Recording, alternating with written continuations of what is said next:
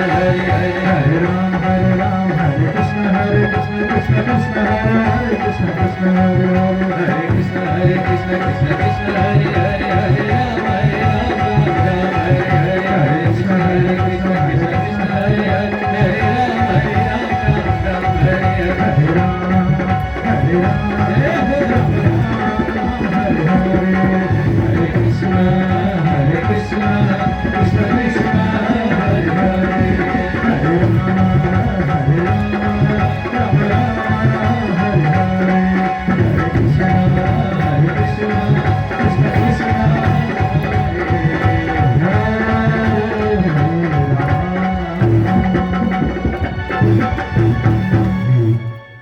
कृष्णचंद्र भगवान की जय। तो सज्जनों, नंदी की प्राकट्य धरती में कैसे हो, नंदी का जन्म कथा बताते हुए आज श्री शुद्ध जी महाराज कहते हैं, सनत कुमार सर्वज्ञ सावधानतया शृणु यतो हम शिवम प्राप्तो महादेवां सजोमने। तो यही कथा नंदीश्वर सनत कुमार को सुना रहे। अरे नंदीश्वर,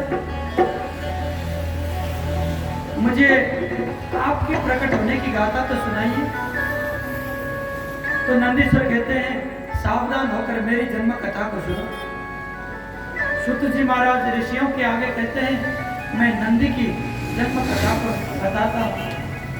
नंदी कोई साधारण एक बैल नहीं है। हम लोग तो नंदी को एक बैल देखते हैं ना, नहीं है बैल।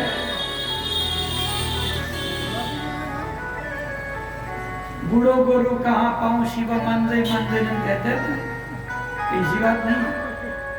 बूढ़ो गोरु नहीं है। तो सज्जनों, नंदी का जन्म कथा को सुनो। वो शंकर भगवान के अवतार है। तो सज्जनों, एक बार शिलाद नाम के मुनि बहुत तपस्वी थे, बहुत ज्ञानी थे। और शिलाद नाम के मुनि, उन्होंने मन में ठाना था, मैंने मन में सोचा था कि मैं तो भगवान का भक्त बनूं। भजन मलाई धेरै धेरै राम्रो लाग्यो। वहाँ चाहिँ एकछिनमा म लुक पाउँथ्यो, म अलिकति समाजलाई जानकारी गराउँछु। यही विषयमा यहाँको मान्छेलाई लागे छैन। बोलो भक्तवत्सल भगवान की जय। अब मैले बताउन गइरहेको थिएँ, एकछिन रमाइलो बिचमा नंदी को जन्म कसरी है। जो हम शिव जी के आगे नंदी देखते हैं, नंदी के बिना शंकर भगवान अधूरे हैं। जहां पर नंदी नहीं वहां पर शिव जी नहीं। तो ऐसे नंदी का जन्म कैसे हुआ, उनका पिताजी कौन है और क्यों भगवान के वाहन बने हुए, तो इस विषय में हम चर्चा कर रहे थे। एक शिलाद नाम के मुनि, उन्होंने ऋषि वृत्ति में अपने जीवन को व्यतीत किया, लेकिन उत्तरार्ध जब जीवन प्रारंभ हुआ, शादी तो किए नहीं थे। तो उत्तरार्ध जीवन में जब तपस्या करते हुए पहाड़ों में, कंदराओं में, गुफाओं में जाया करते थे, तो अपने पितरों को उन्होंने देखा। पितर बहुत कष्ट में थे और बेटा तूने शादी नहीं किया, कोई हमारे पोता वगैरह होते नहीं, इसीलिए हम लोग अपगति में पड़ गए, हम लोग की मुक्ति नहीं हुई। पौत्रस्य स्पर्शनात् मुक्ति। गृहस्थों को तो जब तक पौत्र यानी कि नाती पोता, जब तक नाती पोता देखते नहीं तब तक मुक्ति नहीं होती, ऐसा लिखा है शास्त्रों में। तो तूने शादी नहीं किया, इसीलिए हम लोगों का अपगति हुआ है। बेटा तो शादी कर ले। शादी नहीं भी करता है तो तपस्या के बल से कोई पुत्र को उत्पन्न कर, कोई संतान को उत्पन्न कर। तो शिलाद मुनि ने सोचा यदि मेरे पिता का ही मुक्ति नहीं हुआ तो मुझे कुछ न कुछ तो करना चाहिए। तो उन्होंने भगवान की तपस्या करी। अब मैं किस भगवान की तपस्या करूं? मन में सोचते सोचते उनकी समझ में आई कि मैं भगवान इंद्र की तपस्या करूंगा, क्योंकि देवों का देव तो इंद्र है, तो स्वर्ग का राजा भी वही, इसीलिए मैं इंद्र का तपस्या करूंगा। तो इंद्र की तपस्या करने लगे। तपस्या करते करते बहुत काल बीत गया, बहुत समय बीत गया। तो इंद्र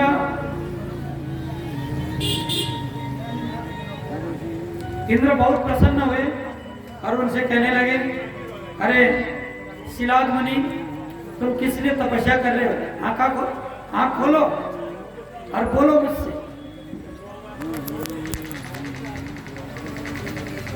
मुझसे बोलो, क्या बात है? तो शिलाद मुनि कहने लगे, सतक्रतो सुरेशाना संतुष्टो यदि मे प्रभो अयो निजम मृत्युहीनम पुत्र विच्छामि सुप्रतम। महाराज, यदि आप मुझसे प्रसन्न हुए हो तो मेरी मन की इच्छा सुनो। मैं एक पुत्र चाहता हूं, अयोनिजा, किसी स्त्री से पैदा हुआ नहीं, वो खुद प्रकट होना चाहिए, खुद प्रकट होना चाहिए, ऐसा पुत्र चाहिए मुझे। और वो पुत्र कभी ना मरे, दीर्घजीवी हो, मृत्युहीनम, उसकी मृत्यु नहीं हो, ऐसा पुत्र मैं चाहता हूं। तो आज इंद्र कहते हैं, देखो आप पुत्र चाहते हो, मैं पुत्र दे सकता हूं, लेकिन जैसा कहते हो वैसा नहीं दे सकता। एक तो अयोनिज कहते हो, जो किसी से पैदा नहीं होना चाहिए, खुद प्रकट होना चाहिए, और दूसरा कहते हो कि जिसका मृत्यु न हो, मृत्युहीनम, ऐसा पुत्र देना बड़ा मुश्किल है, मैं दे नहीं सकता। तो प्रभु, मेरी इतनी तपस्या तो बर्बाद हो गई, मुझे क्या करना चाहिए? मुझे राह दिखाएं, मैं तो ऐसा ही पुत्र चाहता हूं। तो इंद्र ने बताया कि देखो, यदि तुम ऐसा ही पुत्र चाहते हो तो भगवान शिव जी की तपस्या करो, भगवान शंकर सब कुछ देंगे, सबको सब कुछ देने वाले भगवान शंकर हैं और वो तुम्हें दे देंगे। तो फिर शिलाद मुनि भगवान शंकर की तपस्या करने लगे। बहुत काल बीत गया, फिर भी शंकर भगवान प्रकट नहीं हुए। तो उसके बाद शिलाद ने और तपस्या को बढ़ाया, ऐसे तपस्या करने लगे कि सब आश्चर्य में पड़ गए। तपस्या करते हुए उनके शरीर में कीड़े पड़े और कीड़ों ने सब शरीर को खा गए। शरीर में कहीं भी मांस नहीं था, पूरे कीड़े ने खा लिए। फिर भी उन्होंने तपस्या को नहीं छोड़ा, ऐसे तपस्या करने लगे कि आज सारे देव सभा में देवता लोग भी, देवता भी बहुत प्रशंसा करने लगे उस तपस्वी को। तपस्या हो तो शिलाद मुनि की तरह, इस तरह से सब लोग प्रशंसा करते हुए आज यहाँ पर कहते हैं, भगवान शंकर को बहुत दया आया और पार्वती के साथ शंकर भगवान शिलाद मुनि जहाँ पर तपस्या कर रहे थे वहां पर पहुंच गए। अरे शिलाद, आंख खोलो, नेत्र को उन्मीलन करो। देखो तो सही, मैं आया लेकिन शिला के शरीर में कोई शक्ति नहीं, पूरा हड्डियों का फरमा बना हुआ है, खाल भी नहीं, मांस भी नहीं, सब कुछ तो कीड़ों ने खा गया। तो भगवान शंकर ने कृपा किया और अपने वो वरद हस्त शिला ऋषि के सर पे रखे तो पूरा इष्ट पुष्ट बन गया, शरीर पूरा तैयार हो गया। जैसे ही शिला मुनि आंख खोलते हैं, नेत्रों को जब खोला तो अपने आगे भगवान शंकर और पार्वती को पाया। बहुत प्रसन्न होकर उन्होंने साष्टांग किया, प्रभु आपको नमन बंदन करता। अरे मेरे भाई क्या हुआ? वो लाइन में खड़ा भी है, तार छूट रहा है, देखो।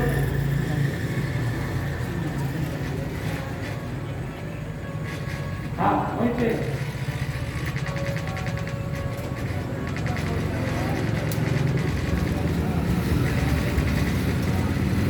बोल शंकर भगवान की।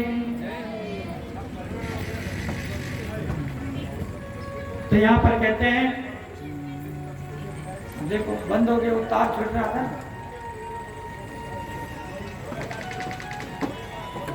तो सज्जनों, यहाँ पर कहते हैं कि प्रभु यदि हमसे आप प्रसन्न हो तब महेश यदि तुष्टोसी यदि वा वरदश्च मे इच्छामि तत्समं पुत्रं मृत्युहीन अयोनिजम्। महादेव यदि आप मुझसे प्रसन्न हैं तो मुझे अयोनि आपके समान मृत्यु को जीता हुआ पुत्र चाहिए। यदि आप दे सकते हैं तो दीजिए, नहीं तो मुझे और कुछ भी नहीं चाहिए। तो आज भगवान कहते हैं, अरे शिला तुम्हारे इतना कठोर तपस्या कोई नहीं कर सकता, इसीलिए आज तुमने जो मांगा है मैं अवश्य ही दूंगा तुम्हें मेरे अंश अवतार से। देखो बहुत सालों से मुझे ब्रह्मादिक देवता कहते हैं कि प्रभु आपका अवतार हो जाए धरती में, धरती में आपके अवतार होकर कुछ करना चाहिए, लेकिन अभी तक मेरा उतना बड़ा अवतार नहीं हुआ है। तो मैं एक अंश से तुम्हारे पुत्र बन जाऊंगा और मेरा नाम होगा नंदी, और वो नंदी मेरा ही भक्त होगा। ऐसा आशीर्वाद भगवान ने शिला मुनि को दिया और वहां से अंतर्धान हो गए। गते तस्मिन् महादेवे सशिला महामुनि साश्रमामुपागम्य ऋषिभ्यो अकथयत् तत्त्वतः। जब भगवान अंतर ध्यान हो गए, शिला मुनि दौड़ते हुए अपने आश्रम में आए और जितने भी आश्रम में तपस्या करने वाले मुनि थे, अपने शिष्यगण थे, आश्रम के जितने भी लोग थे, सबसे कहा कि मैंने तपस्या से भगवान शंकर को संतुष्ट कर लिया है और मेरा पुत्र नंदी होगा, ऐसा भगवान ने आशीर्वाद दिया है।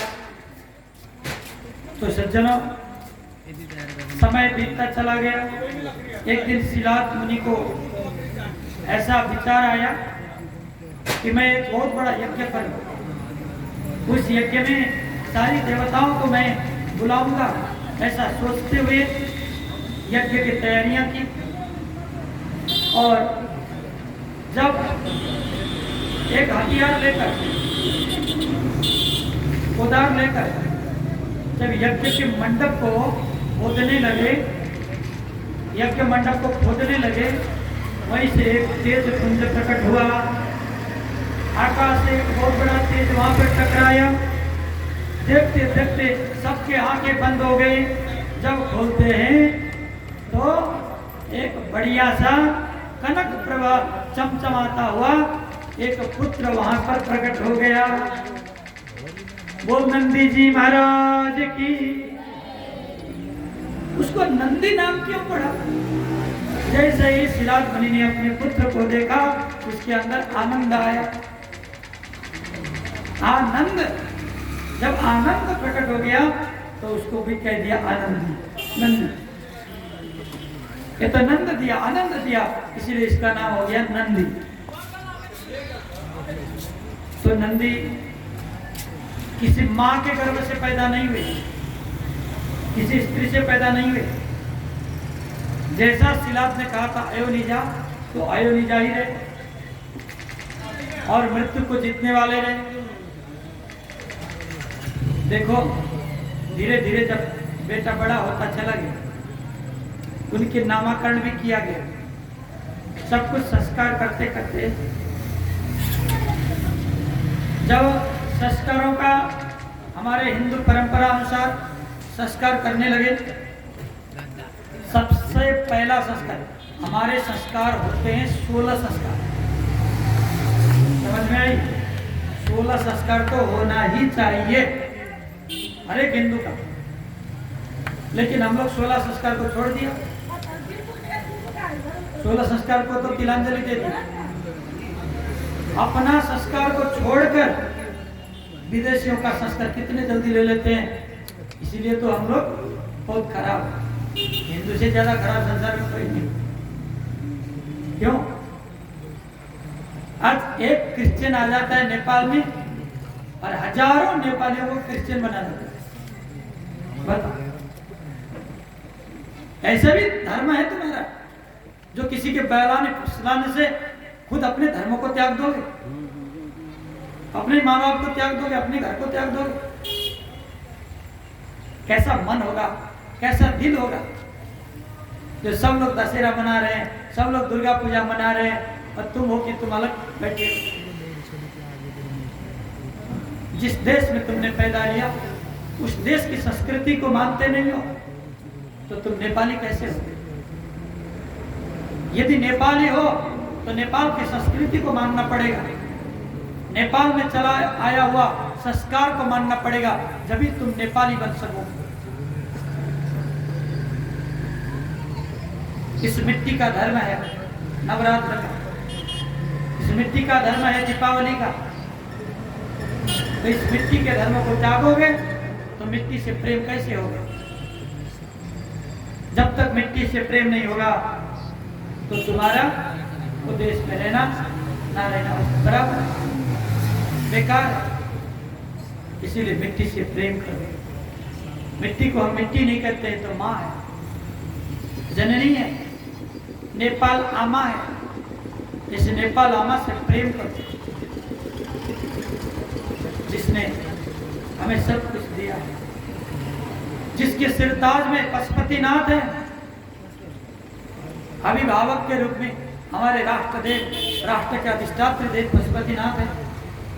हमारी माँ गुह्येश्वरी पातिवरा छिन्नमस्ता है, त्रिगुणात्मिका त्रिकाली है। और हमारा शान बुद्ध है, हमारा मान। देखो किसी देश में होंगे जो स्वयं इतने बड़े भगवान प्रकट हो गए हो, नारायण भगवान, बूढ़ा नीलकंठ, तो ऐसा दिव्य भूमि ये भी हमारे ही देश में राम आकर धुनी लगाए, राम धुनी क्षेत्र। देखो अर्जुन ने गौवे चराया, अर्जुन ने गौ चराते समय गौओं को बहुत प्यास लगा और प्यास जब गौएं बहुत प्यासी बन गई तो अर्जुन ने सोचा इन गौओं को मुझे पानी पिलाना चाहिए, लेकिन दूर दूर तक वहां पर नदियां नहीं थी, नदी हो भी सूख गई थी। तो क्या करें, उन्होंने अपने गांडीव को उठाया और एक बाण धरती की ओर मारा तो धरती से जल निकलने लगी। उसी उसी को कहते हैं अर्जुन धारा धाम। कहां पर है पता है? आज भी जल निकल रहा है जमीन के अंदर। वही अर्जुन धारा तीर्थ के हमारे गायक हैं, उसको ताली बजा।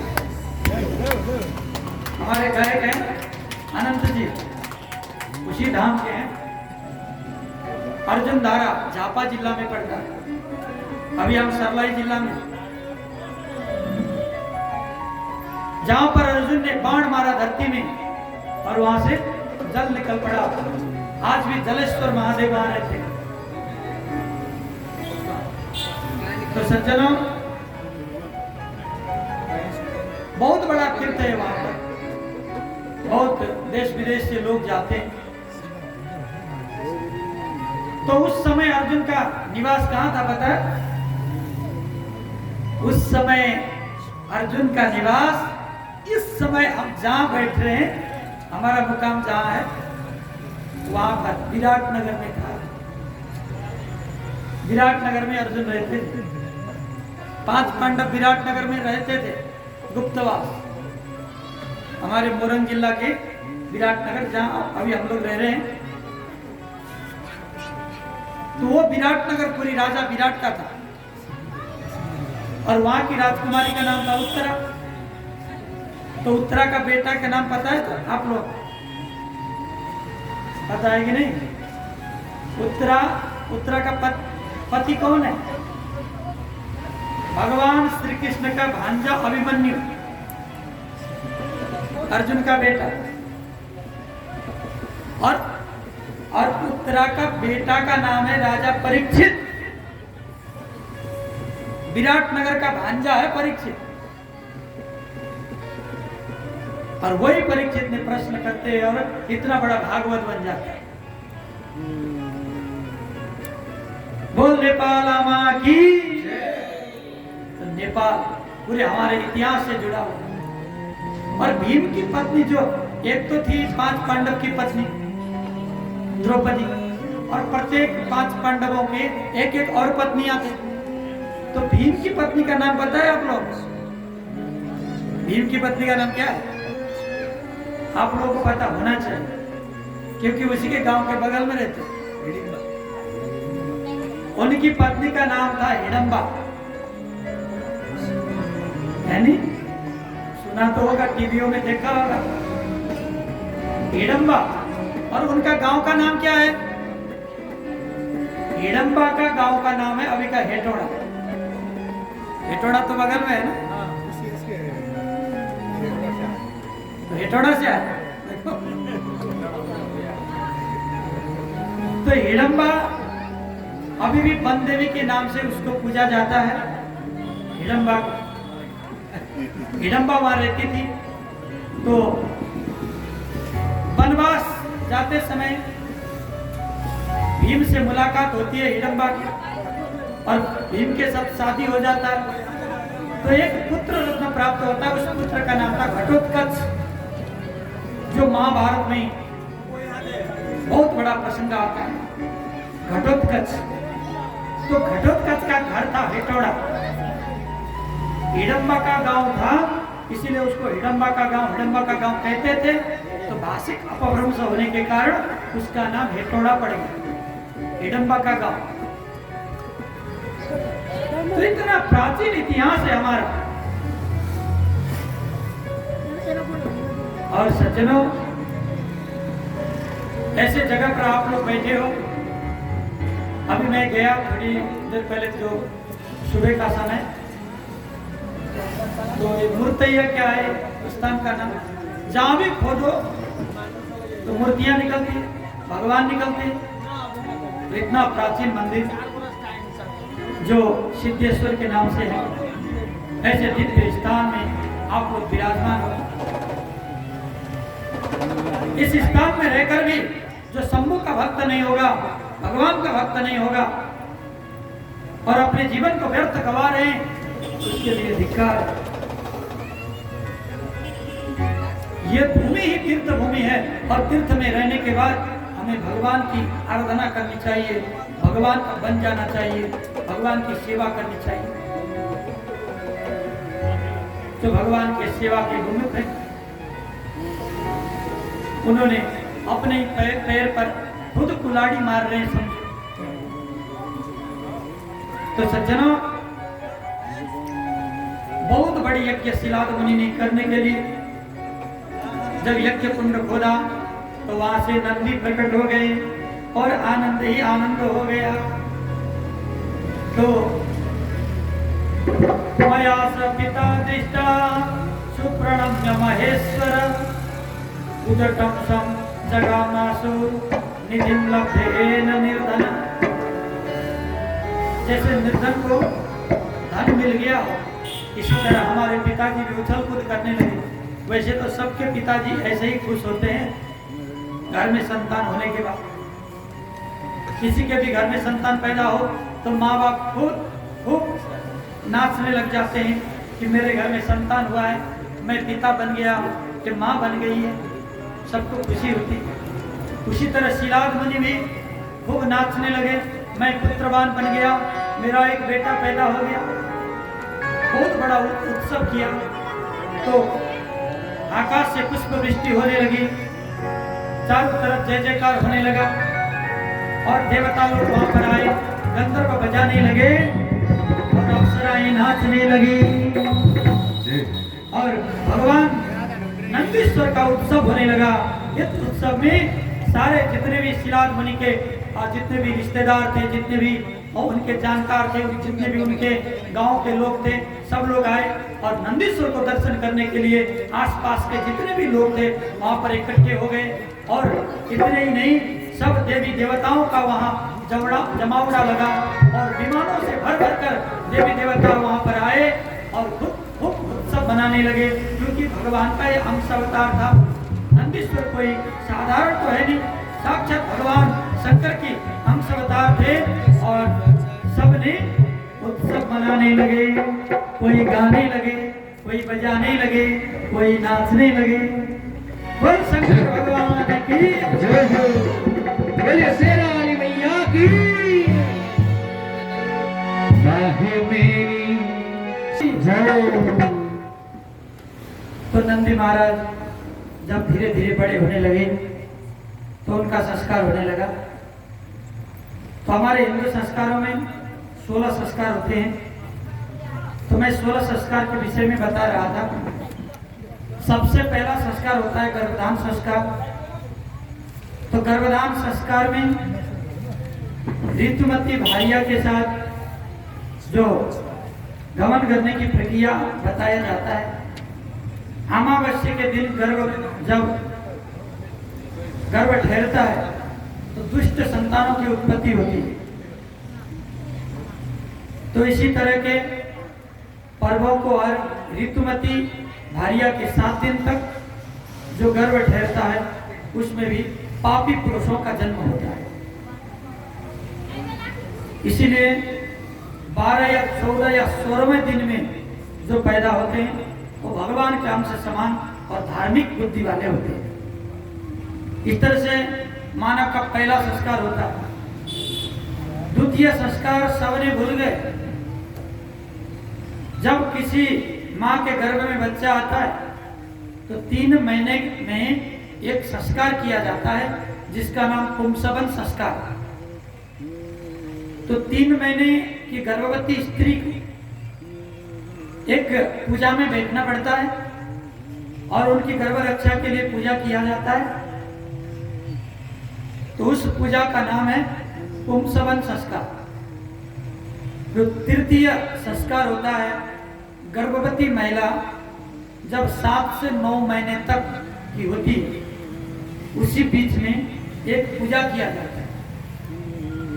तो उसमें वामन भगवान की पूजा, चांदियों के बर्तन में दही और चिवड़ा का भोग लगाया जाता है और गर्भवती स्त्री को खिलाया जाता है। बहुत सारे समाज के बुजुर्ग और बहुत सारे महात्माओं को, बड़े बुजुर्गों को बुलाया जाता है और वो लोग आशीर्वाद देते हैं।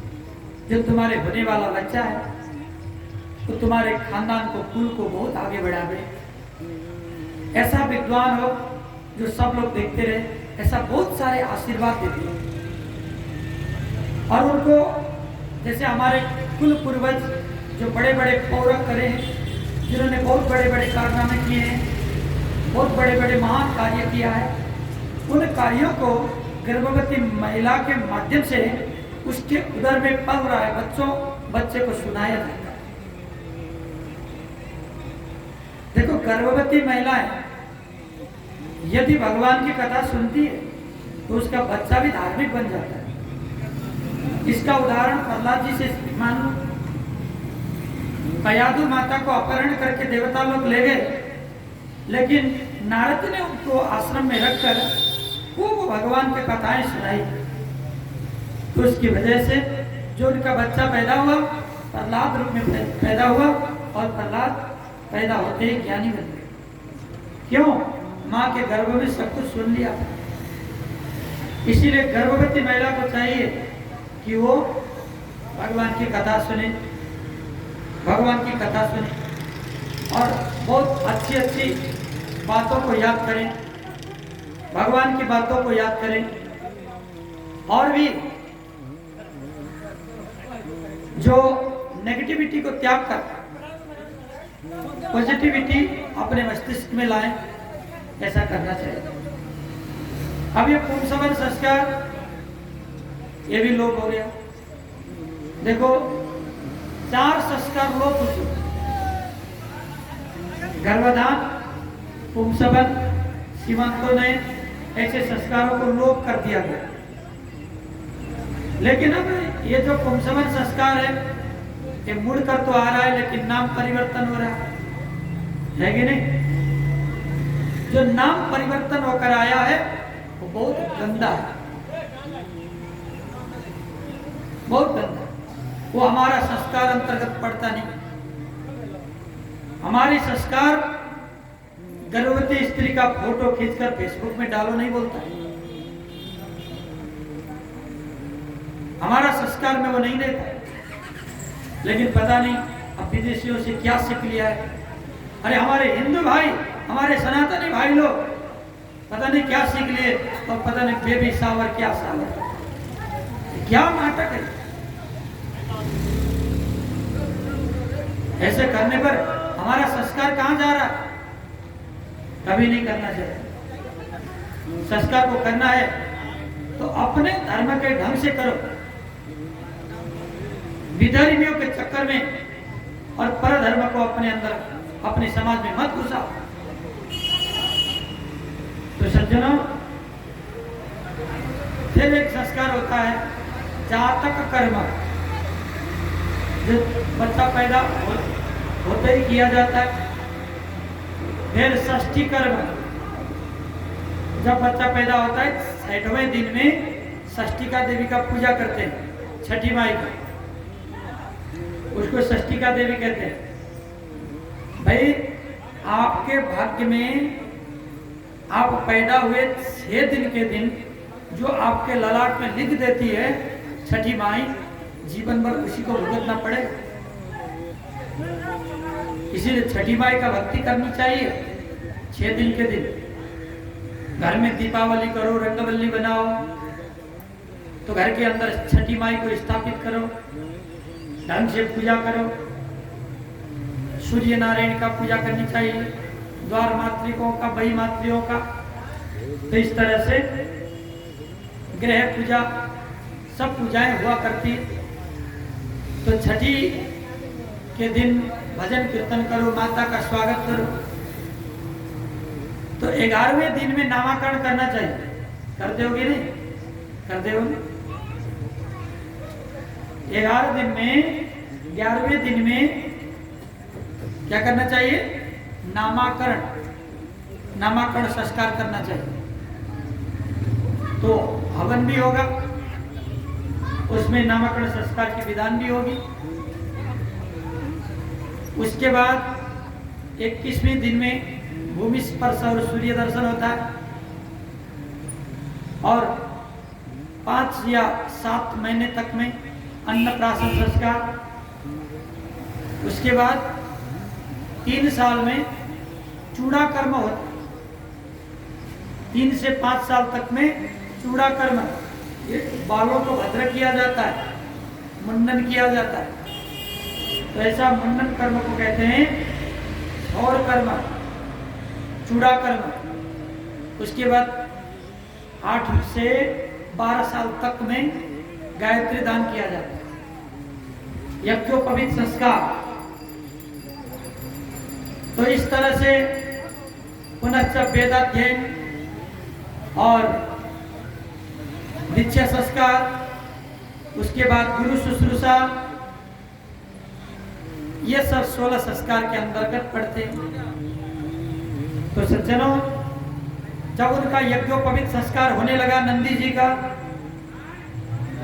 तो किसी ज्योतिषी ने बताया कि अरे महाराज, आपका बेटा तो आया तो है, महापुरुष भी है, लेकिन एक अल्पायु का है।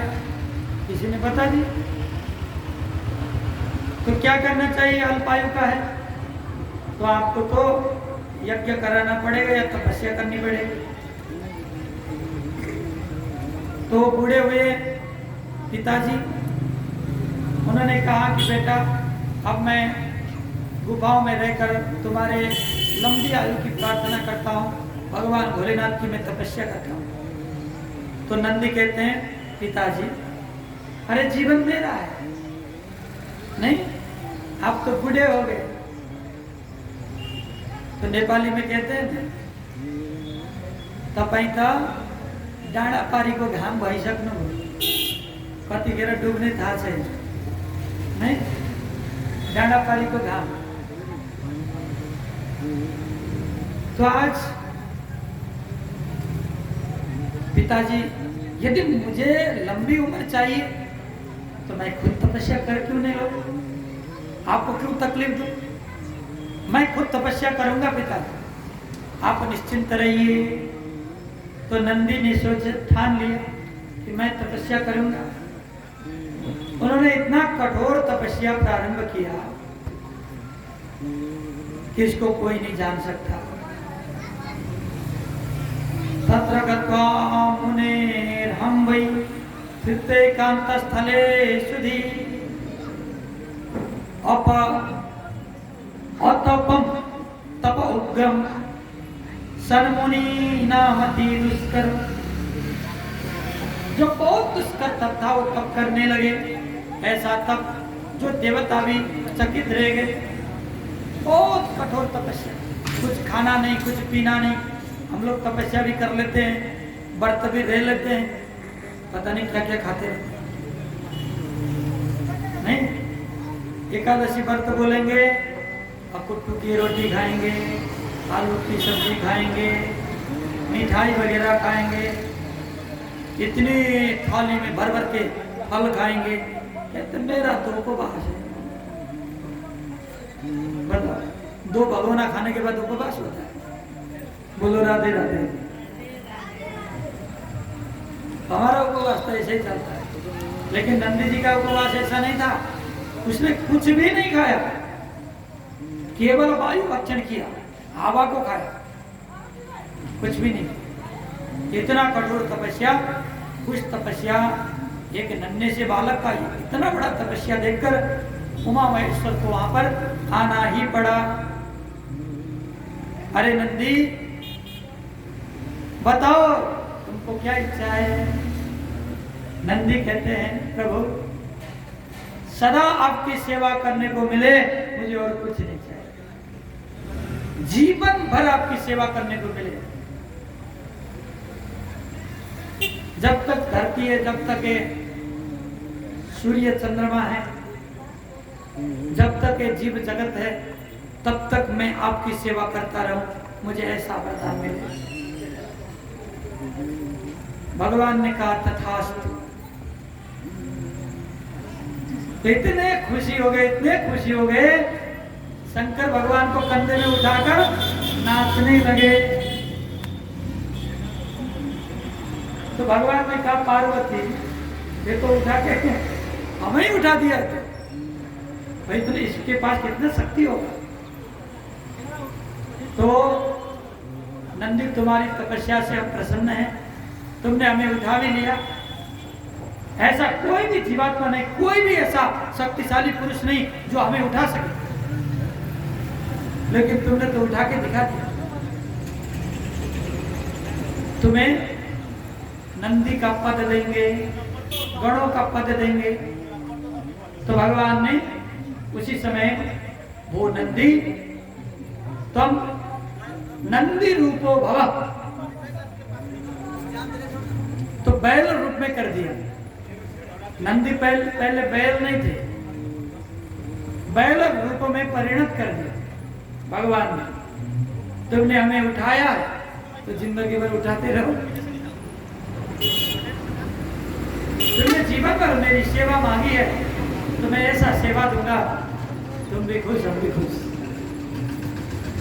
तो भगवान ने नंदी को वाहन बना लिया और शिलाद मुनि इतने प्रसन्न हो गए, भगवान से बार बार प्रणाम करते हुए, प्रभु आपने जो कृपा करी हमारे ऊपर, जे कभी किसी जीवात्मा को आपने किया नहीं, लेकिन मैं आज धन्य हो गया। जो मेरा बेटा आज आपका वाहन बन गया, इससे अच्छा और क्या हो सकता है। हर समय हर वक्त आप ही के साथ रहता है। तो नंदी ने और एक वरदान मांगा है कि प्रभु मेरे आंखों से हर वक्त आप ही का दर्शन हो, मैं संसार की दर्शन नहीं करना चाहता। जब भी मैं देखूं तो आप ही का दर्शन हो। तो भगवान ने कहा जहां भी मेरा मंदिर होगा ठीक सामने तुम रहोगे और मेरी तरफ देखते रहोगे। अरे एक बात, आज के बाद मैं किसी को भी वरदान नहीं दूंगा जो तुम्हारे कानों में आकर कहता है, और तुम जो मुझसे सिफारिश करोगे कि इस भक्त को ऐसा वरदान दो प्रभु, तो उसी को मैं दूंगा। आज के बाद तुम मेरे बराबर हो जाओगे। कोई मुझसे मेरे को पूजा करने आएगा तो सबसे पहले तुम्हारी पूजा होनी चाहिए। देखो भक्त तो भगवान भक्त को इतना महत्व देते हैं कि मेरे से पहले मेरे भक्त का पूजा होना चाहिए। कोई जल चढ़ाने आता है तो पहले नंदी को चढ़ाना चाहिए, फिर भगवान को, भगवान के बाद नंदी को नहीं। लेकिन नंदी को शिव मंदिर के ठीक सामने होना चाहिए, साथ में नहीं। या तो बाहर रखो, पशुपतिनाथ में बाहर है ना, बहुत बड़े बाहर है, तो इसी तरह बाहर भगवान की ओर चेहरा करके नंदी को बैठना चाहिए। इस तरह का होना चाहिए। इधर भगवान का विग्रह है और नंदी को उधर रख दिया तो ऐसा नहीं होता, वो गलत है। ठीक सामने रखना चाहिए। किसी भी मंदिर में नंदी का स्थापना करना हो तो ठीक भगवान के सामने रखो। जब भी वो देखे तो सीधे भगवान की ओर ही देखे, दोनों आंख से, नंदी के दोनों आंख से भगवान शिव को ही देखना चाहिए। तो नंदी के जो सिंह, उनके जो सर में सिंह है, उनमें जैसे 2 अंगुली हम रखेंगे तो यहाँ के छिद्र से भगवान को देखना चाहिए। सिर्फ एक आंख से भगवान दिख जाना चाहिए। ऐसी जगह पर नंदी की स्थापना हो तो शुद्ध बनता है। बोल नंदी जी महाराज की। तो इस तरह नंदी के जो इतिहास जो प्रेम पूर्वक सुनता है उसका मन परमात्मा में आ जाता है और भगवान उन्हें सब कुछ देंगे। ततो जटा स्थितं वारी कृत्वा हरि निर्मलम उक्त्वा नंदी भवेदीह विसर्ज वृषध्वज। इस प्रकार भगवान के जो गणों में सबसे श्रेष्ठ नंदी हुआ। तो सज्जनों, इस तरह भगवान का एक अवतार हुआ काल भैरव। कालों का काल, महाकाल, काशी का कोतवाल, काल भैरव भगवान की जय हो। आप बनारस में जाएंगे तो काल भैरव का मंदिर मिलेगा पंचगंगा घाट से कुछ ऊपर, अथवा आप गोल घर जाओगे, नहीं पिंगला स्थान, तो उसी के बगल में काल भैरव का मंदिर पड़ेगा। तो काल भैरव की मंदिर बहुत विशिष्ट मंदिर है, शंकर भगवान की सबसे प्रिय मंदिर है। मणिकर्णिका घाटों में, मणिकर्णिका जो श्मशान है, वहां पर रोज 108 चिताएं जलती है। कितनी? 108 चिताएं रोज। ना जले तो 108 लाशें वहां ना पहुंचे तो कुशों का बनाकर भी जलाया जाएगा। लेकिन आज तक काशी का इतिहास में कभी ऐसा हुआ ही नहीं कि वहां पर 108 लाशें ना पहुंचे, कहीं न कहीं से पहुंच जाते हैं। तो वहां पर की अग्नि जो है उसको पृथ्वी का सबसे बड़ा महाश्मशान कहा जाएगा। मणिकर्णिका घाट को सबसे बड़ा महाश्मशान कहा जाएगा। और उस घाट में कभी भी अग्नि बंद नहीं होना चाहिए, लाशें जलते रहना चाहिए, ऐसा नियम है। 24 घंटे 24 घंटे ही वहां जलते रहना चाहिए। आग कभी बुझती नहीं चिताओं से। तो घाट जो व्यवस्था है, तो जितने लाशें आते हैं उनको नंबर में लगा दिया जाता है। इस नंबर में तुम्हारी बारी आएगी, इतनी बजे तुम्हारे जो रिश्तेदार का जो चिता है वो लगेगा, उसमें आग लगेगी। टाइम दिया जाता है वहां। किसी का समय रात को हो जाता है, किसी का समय अर्धरात को हो जाता है, तो किसी का समय सुबह ब्रह्म मुहूर्त में होता है। लेकिन जो ब्रह्म मुहूर्त में जिसका बारी आता है वो बहुत भाग्यवान है। मणिकर्णिका में जिसके लाश पहुंच गया हो, वहां पर चिता लाइन आए क्या? तो मैं मणिकर्णिका श्मशान की बात कर रहा था। तो जिसकी चिता के समय, जलाने का समय सुबह ब्रह्म मुहूर्त में होता है, तो बहुत बड़ा भाग्यवान होता है। क्यों? क्योंकि उसकी जो राख है ना, चिता की राख, वो बाबा को चढ़ता है।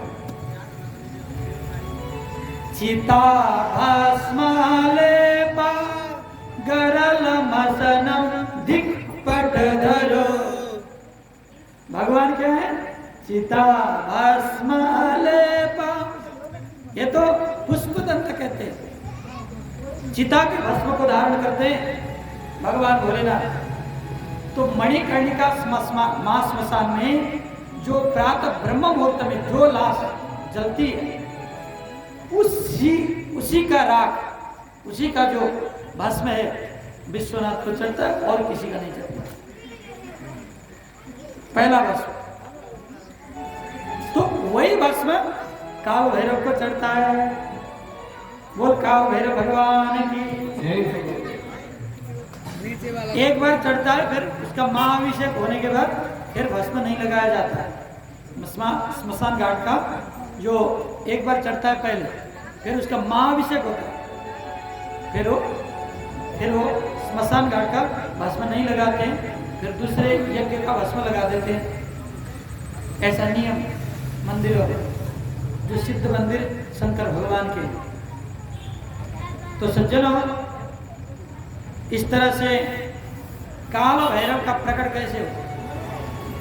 तो काल भैरव के प्रकट के विषय में बताते हैं। एक बार की बात है, ब्रह्मा और विष्णु दोनों शिव माया से मोहित हो गए और एक आपस में कहने लगे मैं बड़ा हूँ।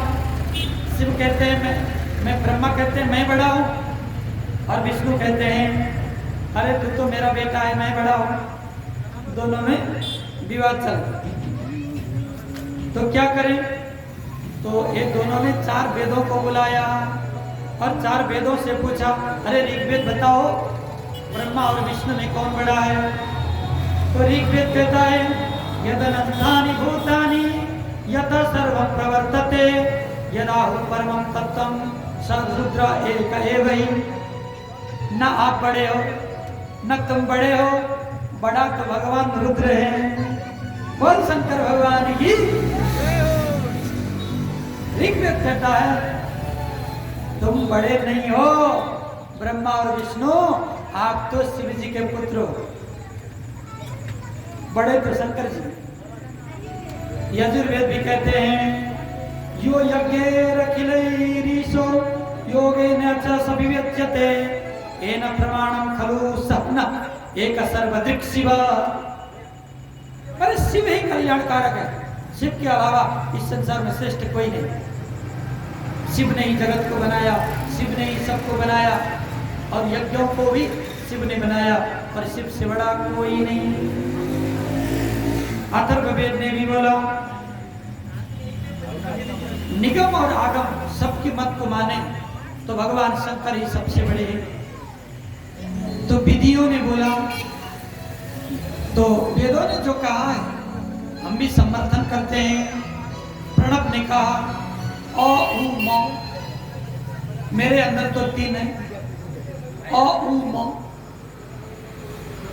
उकारो नच्यते ब्रह्मा आकारस्तु महेश्वर मकारो नोच्यते विष्णु ओमकार त्रिवेद स्मृता। जो मैं ओमकार हूं प्रणव हूं तो मेरा मानना है कि भगवान शंकर ना होते तो मैं ओम भी नहीं रहता। तो मैं पूरा ओम के अंदर भगवान शिव जी ही विराजमान। तो ब्रह्मा कहते हैं अरे मूर्खो, अरे वेद, अरे विधि और अरे प्रणव, तुम सारे मूर्ख हो क्योंकि रुद्र को तो मैंने पैदा किया। रुद्र का पिता तो मैं हूं, मेरे भौहों से प्रकट हुआ है वो रुद्र। और उसको कहते हो कि वो जगत का करता है। भगवान शंकर क्रोधित से होते हुए उन सबके सामने त्रिशूल लेकर प्रकट हो गए। बोल शंकर भगवान की जय हो। तो ब्रह्मा कहते डरो मत डरो मत, अरे ये तो मेरा ही बेटा है, मैंने पैदा किया है इसको, मेरे भौहों से पैदा हुआ। शंकर कहते हैं तुझे किसने प्रकट किया? मैं तो अपने आप कमल के पुष्प में प्रकट हो गए। अच्छा, कमल का पुष्प कहाँ था? वो तो कहीं बड़ा होगा। पुष्प तो वही नदियों में होता है, नहीं पोखरों में होता है, तालाब में होता है। तालाब कहाँ था? तालाब पृथ्वी को किसने रखा है? नहीं, तो अड़ गई है। कैसे अड़ गई? मूर्ख बनाता है सबको। कैसे ऐसे अड़ गई पृथ्वी?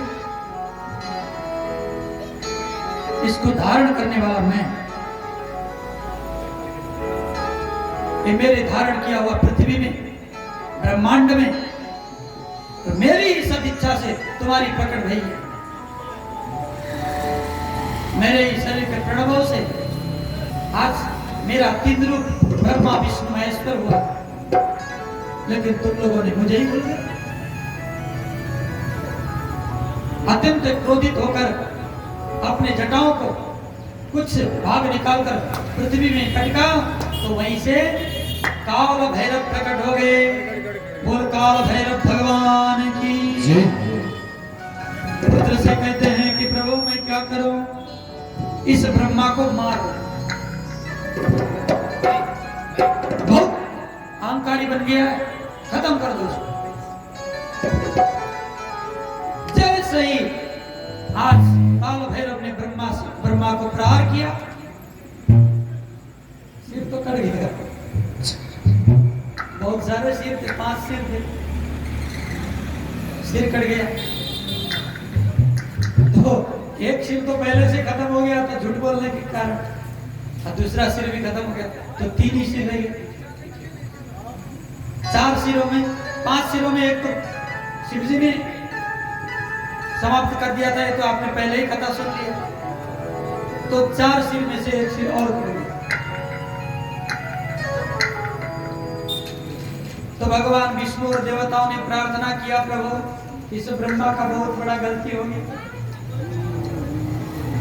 प्रभु आप ही जगत के कारक हो, आप ही आदि अंत हो, आप ही सबका करता धरता भरता हो, प्रभु इन ब्रह्मा को माफ कीजिए।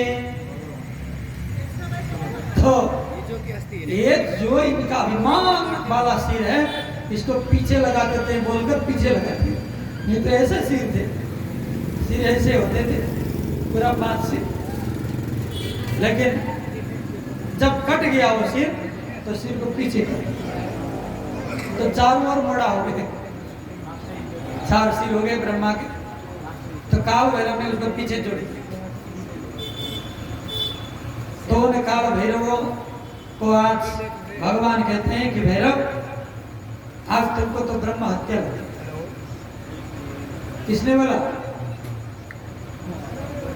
विष्णु भगवान कहते हैं अरे ब्रह्मा को तुमने मारा है, तो आपने ब्रह्मा को जब मारा है तो ब्रह्म हत्या तो लगना ही, अब क्या करोगे?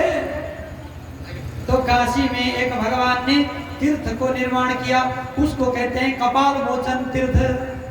वहां जाकर कपाल मोचन करने से सारा ब्रह्म हत्या की दोष मिट जाता है। बोल काशी धाम की जय हो। मुक्ति क्षेत्र है काशी। काशी तो शिव जी के त्रिशूल में खड़ा है। आपको बताए काशी की विशेषता, मैं तो उसी काशी में रहकर पढ़ा, नहीं शिव क्षेत्र में रहकर हमने विद्या अध्ययन किया। सिंधिया घाट पे रहा करते थे हम लोग। तो सिंधिया घाट में हनुमान जी का मंदिर है, और वहां पर एक हरदेवेश्वर महादेव का मंदिर है। वैसे तो अपना कार्य को कहना नहीं चाहिए, लेकिन जब मैं गया मंदिर तो वहां दिखाई नहीं देता था, पूरा कूड़ा कचरा और पूरे पता नहीं क्या क्या जम गया था। कोई वहां पूजा नहीं करता था उस मंदिर में, शिव जी दिखते ही नहीं थे। पता नहीं हमारे अंदर से क्या भाव आया। मैंने 15 दिन रोज मेहनत किया, और वहां के जो कूड़ा कचरा जो भी है सब निकाल दिया, उसको रगड़ रगड़ के समसमाता हुआ मंदिर हो गया। और घंटी बजने लगा, लोग आने लगे, जल चढ़ाने लगे। अभी तक बहुत बड़ा दिव्य मंदिर है, तो हम लोग वही रहते थे। तो काशी का विशेषता हम आपको बताएं। काशी एक मुक्ति क्षेत्र है।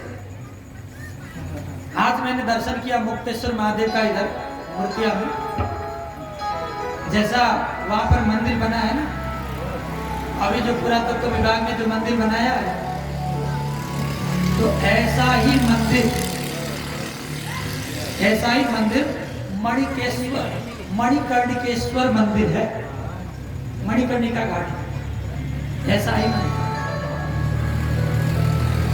तो जब 5 कोस पैदल जाओगे तो दूसरा ऐसा ही मंदिर मिलेगा सेम। फिर 5 कोस चलोगे तो फिर वैसा ही मंदिर मिलेगा सेम टू सेम।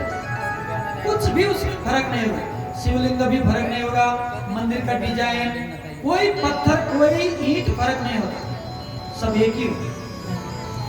ऐसे 5 मंदिर हैं। कितने कोस में? 5 कोस में। तो 5 को करो तो कितना हो गया? 25 कोस। तो बनारस की परिक्रमा 25 कोस की है। इसको कहते हैं पंचक्रोशी काशी परिक्रमा। तो ये जो आपके आगे दास है, इस दास ने पंचक्रोशी परिक्रमा को 27 घंटा में किया। बिना बैठे चलते रहो। इससे जल्दी करने वाले भी होते हैं। शंकर जी की दिव्य धाम का परिक्रमा पंचक्रोशी परिक्रमा है। तो 5 कोस के अंदर जो एक शिव मंदिर मिलेगा, उसमें आपको खाने की, रहने की, बैठने की सब व्यवस्था है। आप वहां पर 10-15 दिन रुक सकते हैं, फिर चलो पैदल। इसी तरह 6 महीने में भी वृद्ध लोग कर लेते हैं परिक्रमा। तो कोई दौड़ते हुए करते हैं, कोई कैसा, कोई बोल बम जाते। तो शिवरात्रि में बहुत बड़ा परिक्रमा होता है, लाखों लोग वहां पर परिक्रमा किया करते हैं।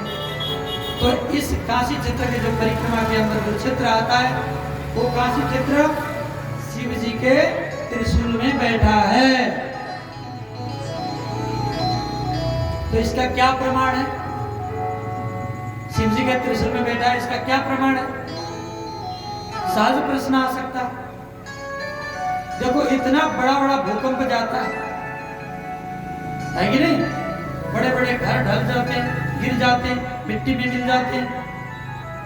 लेकिन काशी शहर को बसा हुआ, उन भवनों को बनाया हुआ 700, 800, 1000 वर्ष पुराना, 1000 साल पुराना। अभी पुरातत्विक विभाग जाकर उसको शोध करता है, तो 600-700 पहले, 600-700 साल बाद में बने हुए मकान एक भी नहीं है, सब पुराने मकान। लेकिन आज तक कभी भी भूकंप नहीं गया।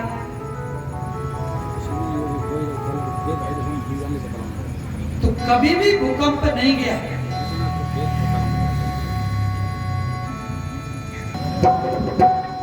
बोल काशी धाम की जय। तो मुक्ति क्षेत्र काशी, जिसमें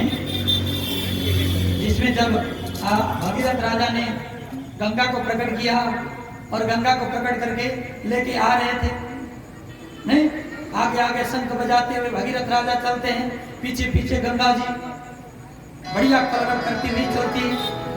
तो जब आ रही थी प्रयागराज में, सरस्वती जी और यमुना जी से मुलाकात हुआ और बड़ी बन गई, है नहीं? आप लोग गए होंगे प्रयागराज, इलाहाबाद। अभी तो इलाहाबाद का नाम प्रयागराज ही हो गया, योगी जी ने इतना कृपा किया है।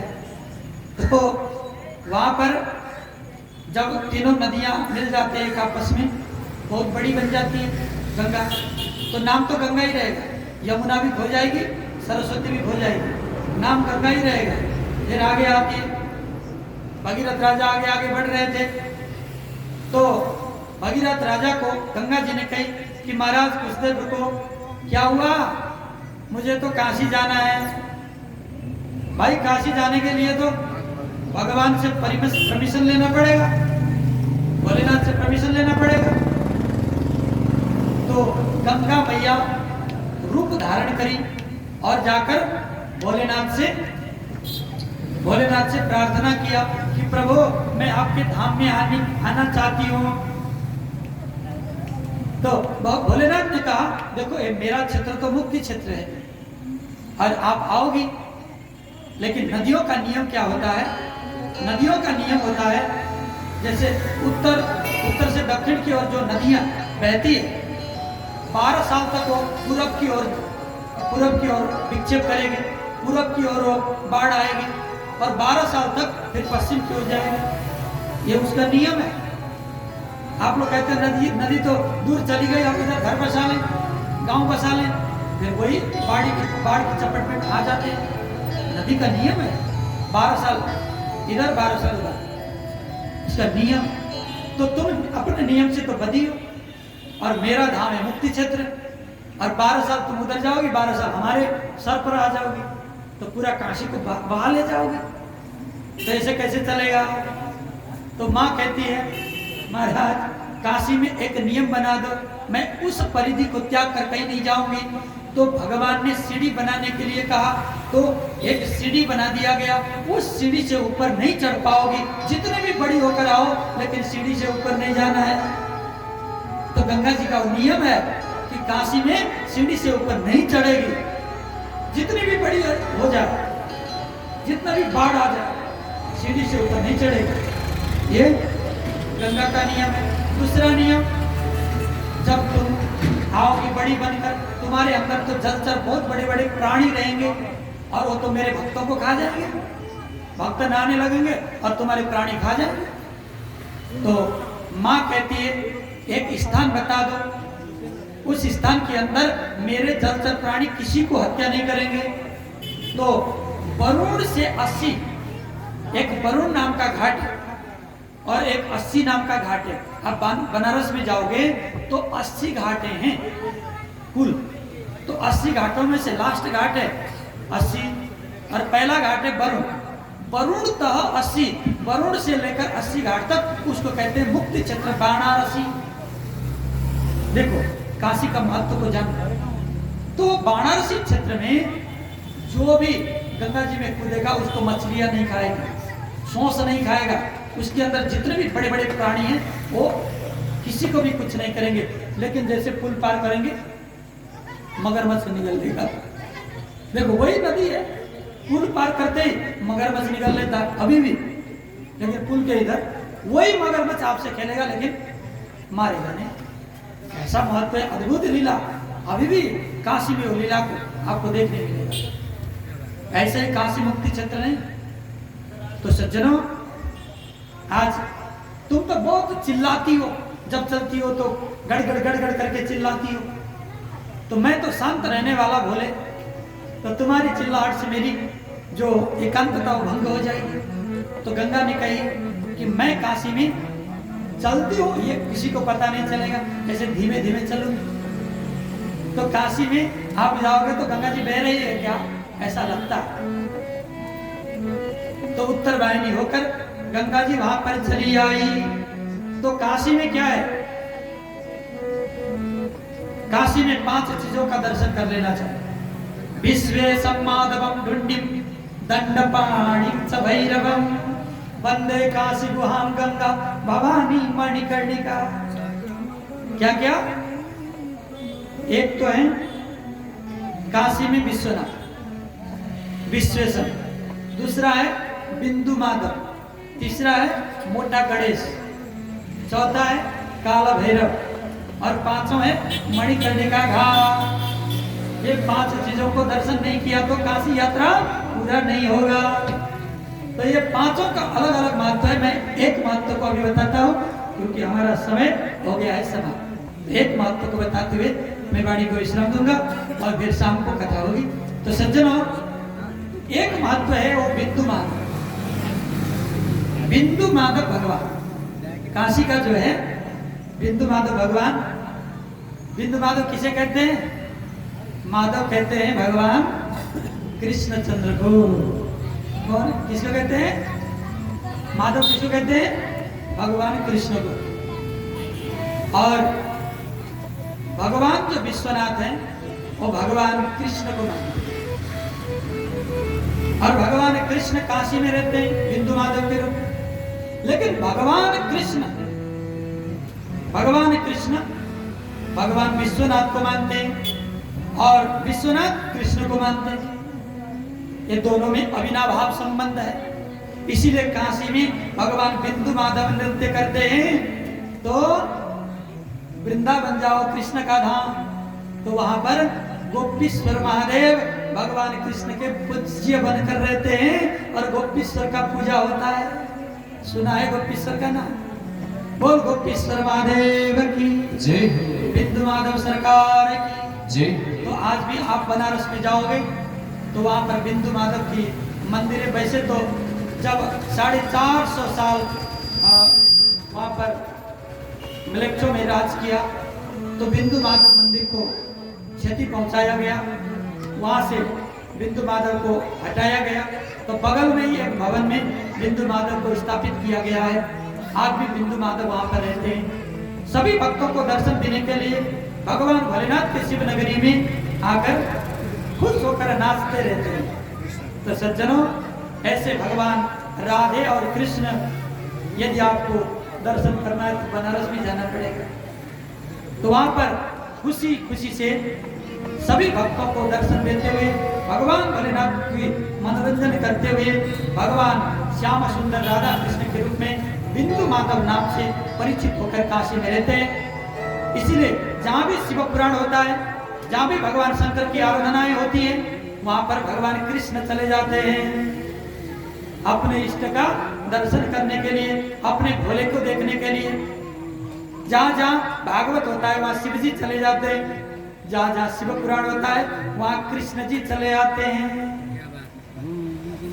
बोल कृष्ण कन्हैया लाल की।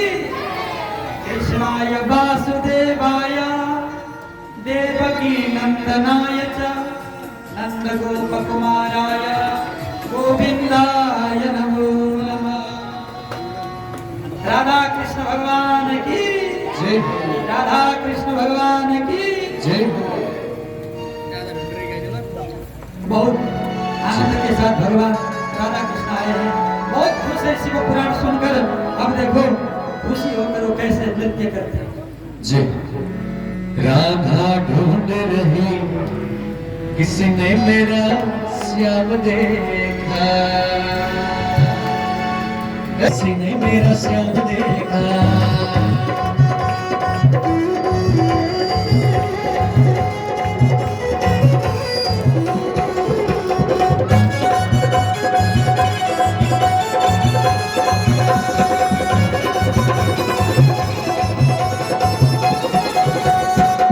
तेरा श्याम हमने मथुरा में देखा, राधा तेरा श्याम हमने मथुरा में देखा, राधा तेरा श्याम हमने मथुरा में देखा, राधा तेरा श्याम हमने मथुरा में देखा। बंसी बजाते हुए राधा तेरा श्याम देखा, बंसी बजाते हुए राधा तेरा श्याम देखा। किसी ने मेरा श्याम देखा, किसी ने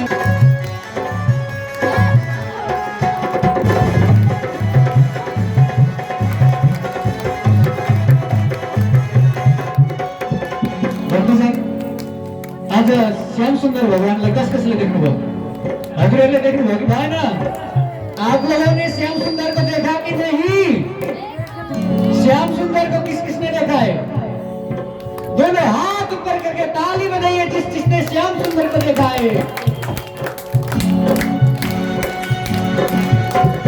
राधा ढूंढ रही किसने मेरा श्याम देखा, राधा ढूंढ रही किसने मेरा श्याम देखा, किसने मेरा श्याम देखा, किसने मेरा श्याम देखा, किसने मेरा श्याम देखा, किसने मेरा श्याम देखा। राधा ढूंढ रही किसने मेरा श्याम देखा, राधा ढूंढ रही किसने मेरा श्याम देखा।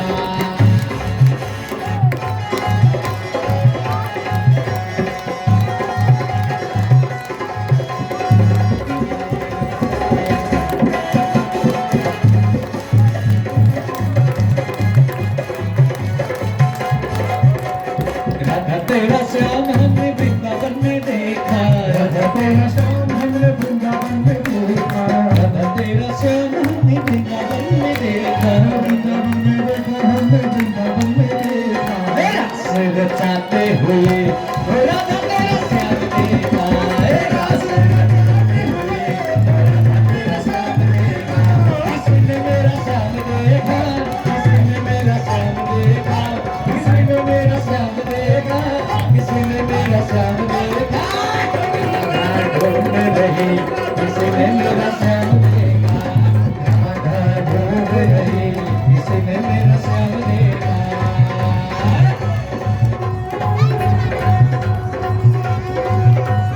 श्री राधे श्री राधे राधे श्री राधे, श्री राधे श्री राधे राधे श्री राधे, श्री राधे श्री राधे श्री राधे, श्री राधे श्री राधे, श्री राधे श्री